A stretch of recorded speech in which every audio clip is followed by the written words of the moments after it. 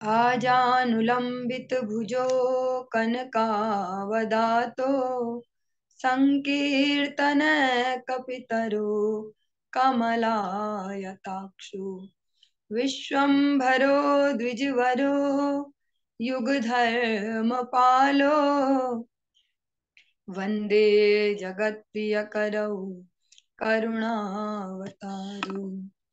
हे कृष्ण करुणा सिंधो दीनबंधो जगत्पते गोपेश गोपिका कांत राधा कांत नमस्तुते। तप्त कांचन गौरांगी राधे वृंदावनेश्वरी विश्वभानुसुते देवी प्रणमामि हरिप्रिये। भक्त्या विहीनापराधलक्षये क्षिप्ताश्च कामादितरङ्गमध्ये कृपामयी त्वां शरणं प्रपन्ना वृन्दे नुमस्ते चरणारविन्द। जय श्री कृष्ण चैतन्य प्रभु नित्यानंद श्री अद्वैत गदाधर श्रीवासादि गौर भक्तवृंद। हरे कृष्णा कृष्ण कृष्ण हरे हरे हरे राम राम राम हरे हरे। सर्वप्रथम भगवान के अभिन्न प्रकाश विग्रह श्री गुरुपाद पद्म पूज्यपाद दंडी स्वामी भक्त प्रसाद विष्णु गोसाई गुरुदेव महाराज के पावन श्री चरण कमलों में धन्यवाद ज्ञापित करते हुए उनकी अहेतु की कृपा प्रार्थना करते हैं। तत्पश्चात परम गुरुदेव नित्य लीला विष्णु विष्णु शिष्ण भक्ति दयित माधव गोसाई महाराज परमेश्वरी गुरुदेव जगत गुरु भक्ति सिद्धांत सरस्वती गोसाई ठाकुर प्रभुपाद व समस्त गुरु परंपरा के श्री चरणों में दंडवत ज्ञापित करते हुए उनकी अहेतु की कृपा प्रार्थना करते हूँ वे हम सभी पर अपनी कृपा वर्षण करें जिससे कर्ता अभिमान छोड़कर उनकी वाणी के वाहक के रूप में अपना परिचय दे पाए। श्रीमद् भागवतम में आज हम श्रवण करेंगे प्रथम स्कंद के द्वितीय अध्याय का नंबर 20 20वां श्लोक। ओम नमो भगवते वासुदेवाय ओम नमो भगवते वासुदेवाय ओम नमो भगवते वासुदेवाय। एवं प्रसन्न मनसो भगवद भक्ति योगतः भगवत तत्व विज्ञानम मुक्त संगस्य जायते। एक बार फिर से श्रवण करेंगे। एवं प्रसन्न मनसो भगवत भक्ति योगतः भगवत तत्व विज्ञानम मुक्त संगस्य जायते। इस प्रकार शुद्ध सत्व में स्थित होकर जिस मनुष्य का मन भगवान की भक्ति के संसर्ग से प्रसन्न हो चुका होता है उसे समस्त भौतिक संगति से मुक्त होने पर भगवान का सही वैज्ञानिक ज्ञान विज्ञान तत्व प्राप्त होता है। हमने कल के सत्र में श्रवण किया कि जब भगवान की जो लीला कथाएं हैं इनमें जब मन स्थिर होगा तो भगवान की जो प्रेमा भक्ति वो हृदय में स्थापित होगी और रजोगुण तमोगुण इनका प्रभाव धीरे धीरे लुप्त होगा। आज इससे थोड़ा आगे का विषय है। और जब भक्त शुद्ध सत्व में स्थित हो जाएगा फिर और भगवान की भक्ति में मन लग चुका होगा तो उसका क्या होगा, वो भगवत तत्व को वैज्ञानिक ढंग से समझ पाएगा। वैज्ञानिक ढंग में जिसको बोला गया है विज्ञानम विज्ञान तत्व, जिसको भगवान भी बोलते हैं भगवत गीता में ज्ञान विज्ञान सहितम। जो ये भगवत भक्ति है ये केवल जो इमोशनल लोग जिनको बोल सकते हैं भावुक लोग केवल उनके लिए नहीं है कि भक्ति, वो भक्ति किनके लिए, जो प्रैक्टिकल्स करना जानते हैं, जो विज्ञान को जानते हैं कि पहले थ्योरी पढ़ेंगे फिर प्रैक्टिकल करेंगे लैब में। तो भगवत भक्ति भी ऐसे शास्त्रों से अध्ययन करेंगे, अपने से श्रेष्ठ जनों से श्रवण करेंगे और जीवन में अप्लाई करेंगे, फिर रिजल्ट देखेंगे। भगवत गीता में कहा गया कि हजारों सामान्य मनुष्यों में से कोई एक भाग्यशाली होता है, जिसको कहते हैं बहुनाम जन्म नाम अंते ज्ञानवान प्रपद्यते वासुदेव सर्वमिति स महात्मा सुदुर्लभ। हजारों सामान्य मनुष्यों में से कोई एक भाग्यशाली होता है जो जीवन सिद्धि के लिए प्रयत्नशील होता है। अधिकांश लोग रजोगुण तथा तमोगुण से प्रेरित होते हैं और इस प्रकार वे काम, इच्छा, लोभ, अज्ञान तथा निद्रा में सदैव लिप्त रहते हैं।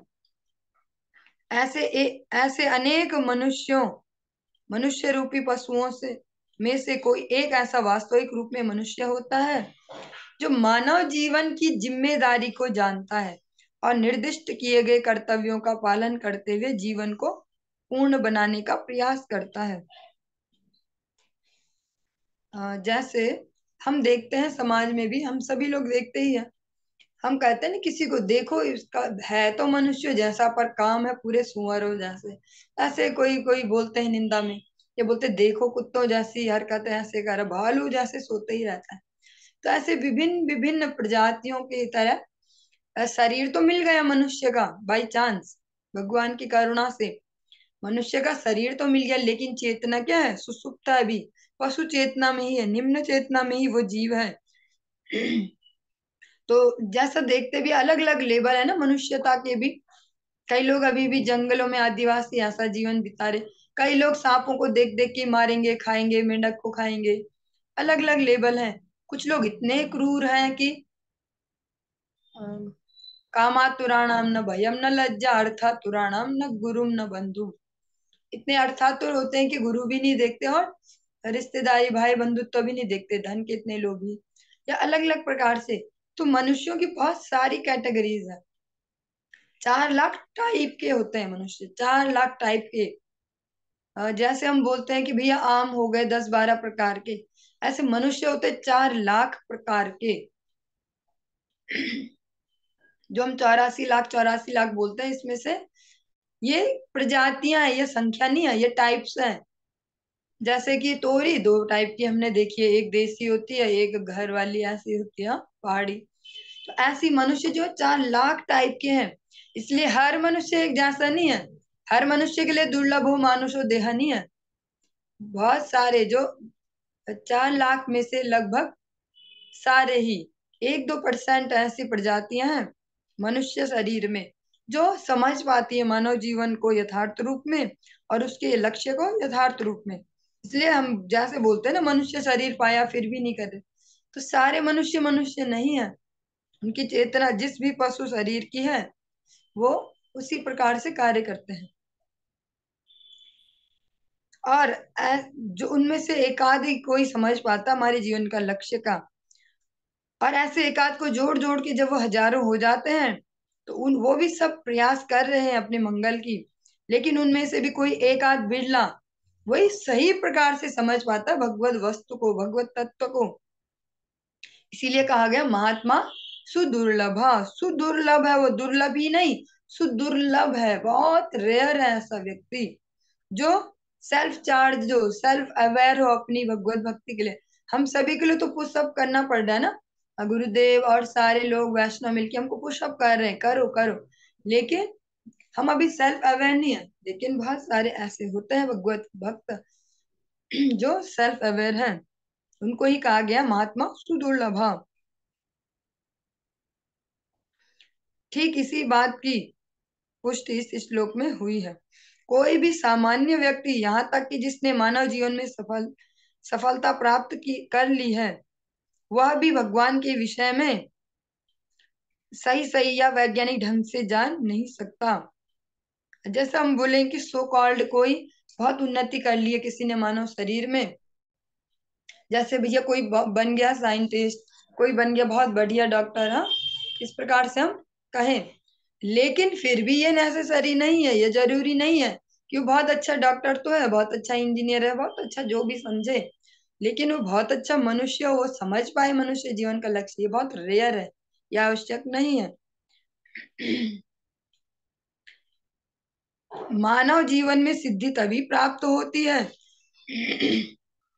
जब वह यह समझ लेता है कि वह पदार्थ का प्रतिफल नहीं अपितु आत्मा है। जो ही वह समझ लेता है कि उसे पदार्थ से कुछ लेना देना नहीं है, वह भौतिक लालसा त्याग देता है और आध्यात्मिक जीव के रूप में अनुप्राणित हो जाता है। यह सफलता तभी मिलती है जब मनुष्य रजोगुण तथा तमोगुण से ऊपर उठ गया हो। जब मनुष्य रजोगुण और तमोगुण से ऊपर उठ पाए, धीरे धीरे प्रयास करके अपने श्रेष्ठ जनों के अनुगत्य में, तभी वह समझ पाएगा, रियलाइज कर पाएगा कि हम शरीर नहीं है, हम एक आत्म तत्व है जो इस शरीर में फिट किया गया है। और दूसरे शब्दों में, जब वह योग्यता के आधार पर वास्तविक रूप में ब्राह्मण हो। अब जो ब्राह्मण वर्ड है वो सो कॉल्ड ब्राह्मण के लिए नहीं है जिसको हम समझते कि ब्राह्मण ब्राह्मण शब्द सत्व गुण का प्रतीक है। अन्य सारे लोग जो सत्व गुण में नहीं है, वे या तो क्षत्रिय, वैश्य, शूद्र या शूद्रों से भी अधम होते हैं। उत्तम गुणों के कारण ब्राह्मण अवस्था मनुष्य जीवन की सर्वोच्च अवस्था है। अतः जब तक मनुष्य में कम से कम ब्राह्मण के गुण न हो, तब तक वह भक्त नहीं हो सकता। तो जो शास्त्रों में ब्राह्मण का जो निरूपण है, वो केवल एक बर्थ के जन्म के आधार पे नहीं बोला गया शास्त्रों में। धीरे धीरे समय चलते चलते उसको इस प्रकार से फेमस कर दिया गया। तो अब जो अदर कास्ट में होंगे, वो जैसे ब्राह्मण वर्ड सुनेंगे उनके कान खड़े हो जाएंगे, कुछ गड़बड़ बोला जाने वाला। लेकिन जो ब्राह्मण शब्द है वो सूचित करता है एक स्टेज को। ब्रह्म जानाति ति ब्राह्मण, जो यजन याजन करते, अध्ययन अध्यापन करते, दान लेना दान देना, 6 प्रकार के उनके कर्तव्य हैं। तो जो इन कार्यों को सिंसियरली करते हैं विदाउट एनी मिक्सिंग, जो कुछ उसमें गड़बड़ मिक्स करके नहीं करते, उसको बोला जाता है ब्राह्मण।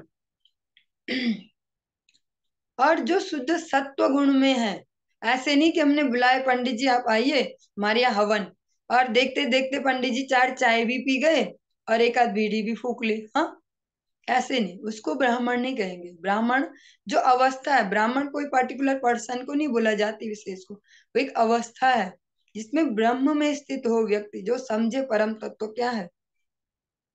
इसीलिए जब फाइनल दीक्षा भी होती है तो उसको बोलते ब्राह्मण दीक्षा।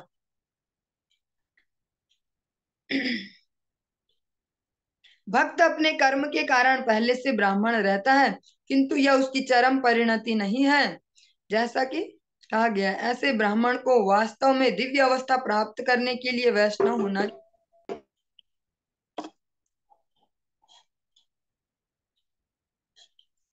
जो भक्त हैं, जो भगवान की भक्ति में लगते हैं, वो ये जो ब्राह्मण वाली क्वालिटीज हैं, शुचि अशुचि, इनको पहले ही इनको अचीव कर लेता है। जैसा आप देखते भी हैं कि अगर कोई भगवत भक्ति में आता भी है तो धीरे धीरे हम ये जान लेते हैं कि छोटी छोटी चीजें जिनको बड़े बड़े सो कॉल्ड पंडित भी नहीं जान पाते, कि भैया जूठा मुंह नहीं करना पूजा के बीच में, चाय नहीं पीनी चाहिए, ये जो जो भी छोटी छोटी सी, हाँ, शौच के नियम, स्नान के नियम, तो ये छोटे छोटे जब भगवत भक्ति में स्टार्ट ही करता है आदमी, सीखने लगता है।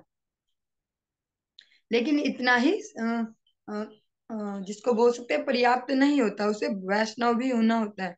वैष्णव मीन्स भगवान का एकांतिक शरणागत। भौतिक अवस्था में ब्राह्मण भी बद्ध जीव होता है, क्योंकि ब्राह्मण अवस्था में ब्रह्म बोध तो होता है किंतु परमेश्वर के ज्ञान का अभाव रहता है। मनुष्य को ब्राह्मण अवस्था को पार करके वासुदेव अवस्था प्राप्त करनी होती है, ताकि वह भगवान कृष्ण को समझ सके। परमेश्वर का विज्ञान, भगवत तत्व आध्यात्मिकता के छात्रों के अध्ययन का विषय है। मूर्ख या अल्पज्ञ लोग परमेश्वर को नहीं जान पाते, इसीलिए वे अपनी अपनी सनक के अनुसार कृष्ण की व्याख्या करते हैं। जिस प्रकार से भगवत गीता है, भगवत गीता तो कितनी सारी है अभी, कम से कम 600 से ज्यादा, बल्कि इससे भी ज्यादा होंगी भगवत गीता पे टिप्पणियां। जो भी व्यक्ति, कैसा भी व्यक्ति है, थोड़ा सा दिमाग चलने लगता है उसका, तो भगवत गीता लेता है और उसमें टिप्पणी कर दी, टीका लिख दी। हमारे देश में तो देखा जाता है स्वतंत्रता संग्राम वाला जो फेज है, बहुत सारे स्वतंत्रता सेनानियों ने अपने अपने हिसाब से जेल में बैठ बैठ के भी भगवत गीता पे टिप्पणियां लिखी। ये जो सो कॉल्ड संत टाइप हुए टाइप, उन्होंने भी भगवत गीता पे टिप्पणियां लिखी। जो लोग थोड़ा सा इंग्लिश पढ़े लिखे हो गए, उन्होंने भी उठाई भगवत गीता, दे दी टीका टिप्पणी। हाँ, इस प्रकार से। लेकिन उनकी जो टीकाएं हैं उसमें कृष्ण के लिए कोई जगह नहीं है, कृष्ण का उसमें कोई लेना देना नहीं है। कृष्ण को सीधे इग्नोर करेंगे। जिन्होंने बोली है भगवत गीता, उनके चरित्र पे कोई फोकस नहीं करेंगे कि कृष्ण कैसे हैं, हमारा कृष्ण से क्या रिलेशन है। बस अपनी मन मर्जी से बोल देंगे, वर्क इज वर्शिप, कर्म ही पूजा है। यही भगवत गीता का मैसेज है। भगवत गीता का फाइनल मैसेज क्या है? जो हुआ वो सही हुआ, जो होगा वो सही होगा, तुम व्यर्थ चिंता कर रहे हो, कर्म करो, फल की इच्छा मत करो। ऐसा ऐसा हमें बताया जाता है। लेकिन भगवत गीता का वास्तविक मैसेज वो गायब कर देंगे। वास्तविक मैसेज क्या है जो भगवान बार बार बोल रहे? मन मना भव मद भक्तो। ये कहीं उसको एक्सप्लेन नहीं करेंगे। ये कहीं नहीं बताया जाएगा कि सर्वधर्मान परित्यज्य मामेकम शरणम व्रज। शरणागति है भगवत गीता का एकमात्र लक्ष्य।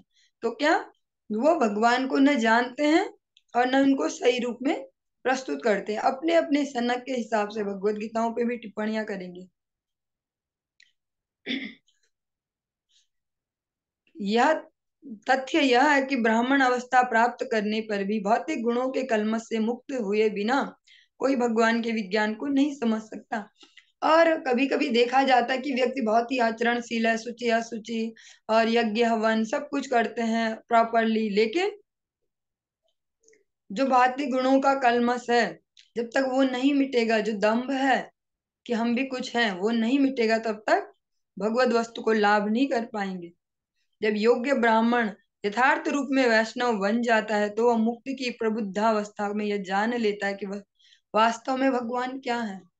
जब वो वैष्णव हो, वैष्णव के अनुगत्य में वैष्णव बनता है, मीन्स भगवान में एकांतिक निष्ठा जिसकी हो जाए, अन्याविलासिता शून्य ज्ञान कर्माद्य अनावृतम अनुकूलेन कृष्णानुशीलनम भक्तिरुत्तमा।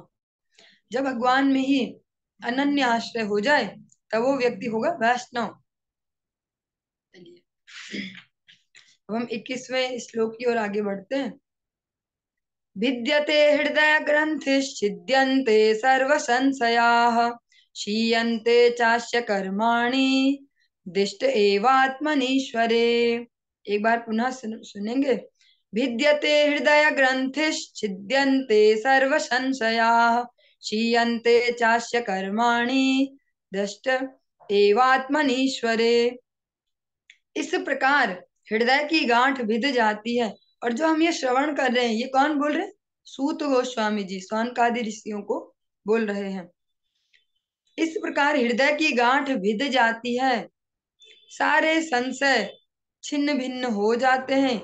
और जब मनुष्य आत्मा को स्वामी के रूप में देखता है तो सकाम कर्मों की श्रृंखला समाप्त हो जाती है।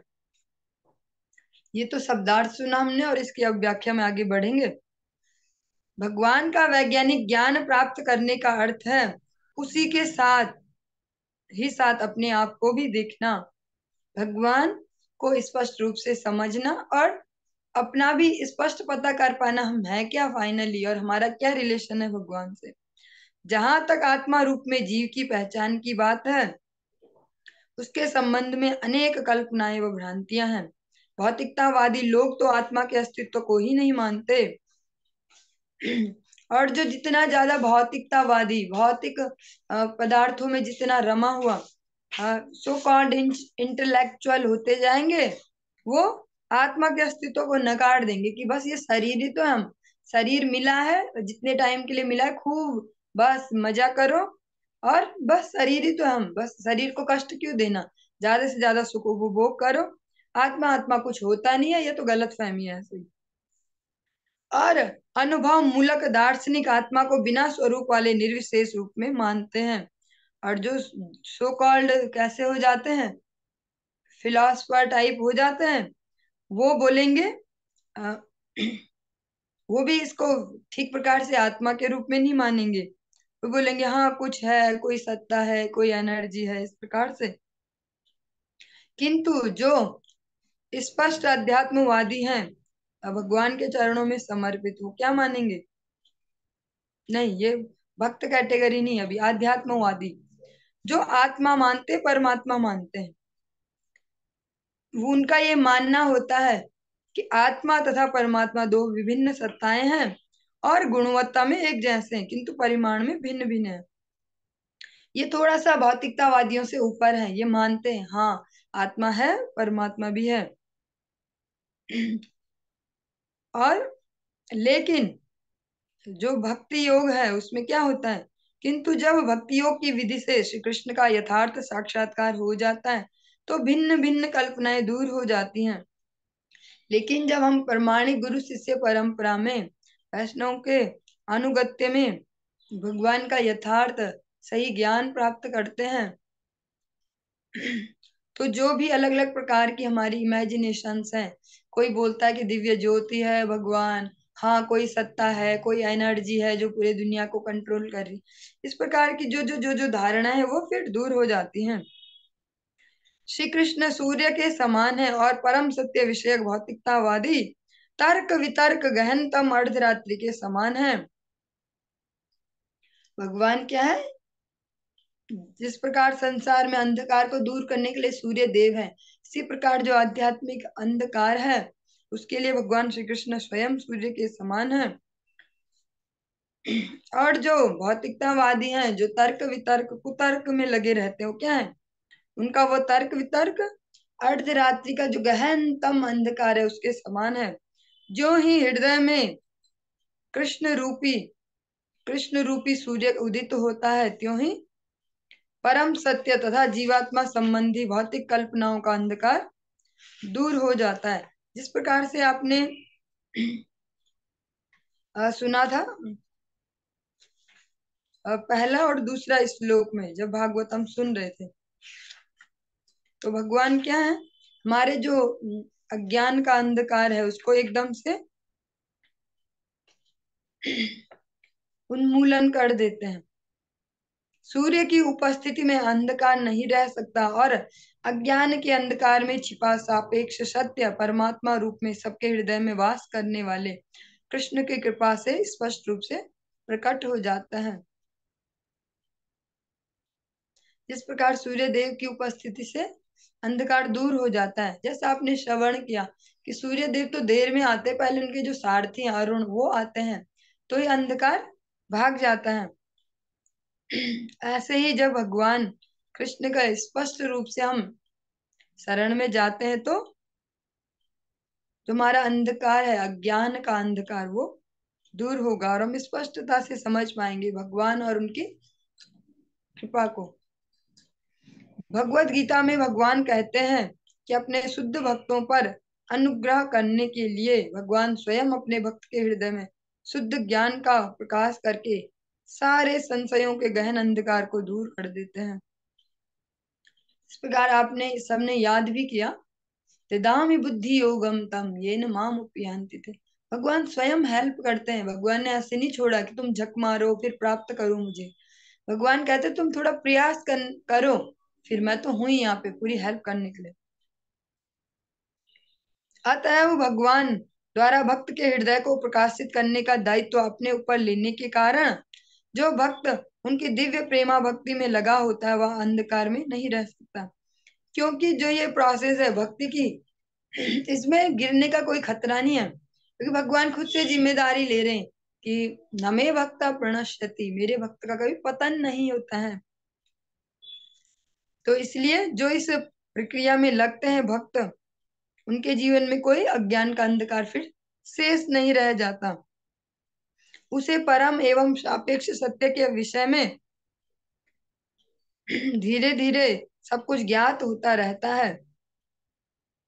भक्त कभी भी अंधकार में नहीं रह सकता, क्योंकि भगवान द्वारा उसे प्रकाश प्राप्त होता है। जिस प्रकार से भगवान भगवत गीता में कहते हैं, भगवान का जो दिव्य लोक है, न तद भाष्यते सूर्यो न शशांको न पावका, जो भगवान का धाम है वहां सूर्य चंद्र और अग्नि इससे उजाला नहीं होता है। उजाला किससे होता है, भगवान के आभा मंडल से।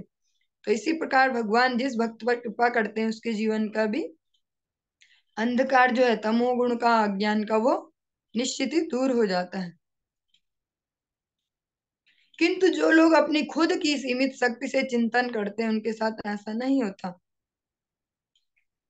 और जो लोग खुद से इमेजिन करें, हम खुद से पढ़ेंगे, भैया हमने तो इतने शास्त्र चार्ट डाले, हमने तो 18 पुराण पढ़ दिए, वेद भी पढ़ दिए, ये पढ़ दिए, जो सेल्फ लगे होंगे वो नहीं पहुंच पाएंगे इस निष्कर्ष तक, जो कि भगवान की कृपा से एक सरल भक्त भी बहुत इजीली प्राप्त कर लेता है। यह एक प्राधिकारी से विनीत श्रोता द्वारा पहुंचता है। जो ये ज्ञान है भगवत ज्ञान, ये प्रमाणिक गुरु परंपरा में जो ऑथराइज्ड पर्सन है इसके लिए, उनके थ्रू आगे पहुंचता है। ऐसा नहीं कि कोई भी परमेश्वर के प्रमाण को चुनौती भी दे और उसे जान भी ले। उन्हें अधिकार है कि ऐसे ललकारने वाले जीव के समक्ष प्रकट ही न हो जो परम पूर्ण का शुद्ध स्फुलिंग मात्र है, ऐसा स्फुलिंग जो माया के अधीन है। हाँ, जिस प्रकार से हमने स्टार्टिंग में भी श्रवण किया कई बार कि श्रवण कैसा होना चाहिए, विनीत भाव से, विनम्र होके। हाँ, अगर हम वहाँ चैलेंजिंग मोड में पहुंच रहे हैं, बैठे वहां सुनने के लिए, तो हम उपलब्ध नहीं कर पाएंगे जो वास्तविक नॉलेज है, क्योंकि हम तो चैलेंजिंग मूड में बैठे हैं कि कुछ तो बोले हैं, अभी इनको झंड कराएंगे, अभी चुप कराएंगे इनको, अभी टोकेंगे, तो हम उसको लाभ नहीं कर पाएंगे। भक्तगण विनीत होते हैं, अतः यह दिव्य ज्ञान भगवान से ब्रह्मा को, ब्रह्मा से उनके पुत्रों तथा शिष्यों को क्रमानुसार प्राप्त होता है। और भक्त जो है वो विनम्र होते हैं, और विनम्रता में जल्दी विद्या की प्राप्ति हो जाती है। इस विधि में ऐसे भक्तों के अंतःकरण में स्थित परमात्मा द्वारा सहायता मिलती है। दिव्य ज्ञान को सीखने की यही सही विधि है। और भगवान भी तो हेल्प करते हैं अंतरात्मा से, जिस प्रकार गोपियां भगवान को कहते हैं अखिल देहि नाम अंतरात्मा दृक, आप सारे देहधारियों के अंतरात्मा हो। तो भगवान अंतरात्मा रूप में भी सबकी हेल्प करते हैं। इस अनुभूति के द्वारा भक्त आत्मा तथा पदार्थ के अंतर को सही सही समझ पाता है, क्योंकि आत्मा तथा पदार्थ की गांठ भगवान द्वारा खोल दी जाती है। यह ग्रंथि अहंकार कहलाती है, जिससे जीव झूठे ही अपने को भौतिक पदार्थ मानता है। और जो जीवात्मा है उसने अपने ऊपर इतनी सारी लेयर्स जो चढ़ाई है, मन बुद्धि अहंकार की, और सूक्ष्म शरीर है, फिर स्थूल शरीर है, उस पर भी इतने सारे ईगो चढ़ा दिए कि मैं स्त्री हूँ, मैं पुरुष हूँ, और मैं बंगाल से बिलोंग करता हूँ, मैं गढ़वाल से, मैं यहाँ से, मैं दिल्ली का, और अलग अलग, मैं पति, मैं पत्नी, जो जो भी ऐसे उपाधियां हैं अलग अलग, वो सब जीवात्मा अपने ऊपर चढ़ा चढ़ा के बहुत सारी ग्रंथियां ओढ़ लेता है, जिसको कहते हैं अहंकार। अतः जो ही यह ग्रंथि ढीली पड़ती है, संशय के सारे बादल तुरंत छट जाते हैं। जैसे ही भगवत ज्ञान किसी प्रमाणिक सोर्स से हमें सुनने को मिलता है, भगवान के संबंध में, भगवान का जीव से जो संबंध है वो सुनने को मिलता है, तो हमारे जो अभिमान की गांठें ढीली होती जाएंगी धीरे धीरे। धीरे धीरे हम समझने लगते हैं कि भैया स्त्री पुरुष ये वो सब उपाधियां हैं। हाँ, मूलतः जो हमारा स्वरूप है क्या है, जीवेर स्वरूप है या कृष्णेर नित्यदास। मनुष्य अपने स्वामी का दर्शन करने लगता है और सकाम कर्मों के बंधन को प्राप्त करके वह भगवान की दिव्य प्रेमा भक्ति में लग जाता है। जिस प्रकार से भगवान राम के कथा प्रसंग में तीक्ष्ण महाराज का प्रसंग आता है, तो भगवान से मांगते ही यही है, जो अभी बात हो रही है अभिमान की, वो भी बोलते हैं कि ठाकुर जी अगर कुछ देना चाहते तो अभिमान दे दो। तो बोला अभिमान दे दो, सारे भक्त तो बोलते हैं अभिमान न दो, अभिमान मिटा दो, तुम अभिमान मांगते हो। बोला हाँ, पहले सुनो तो कौन सा अभिमान।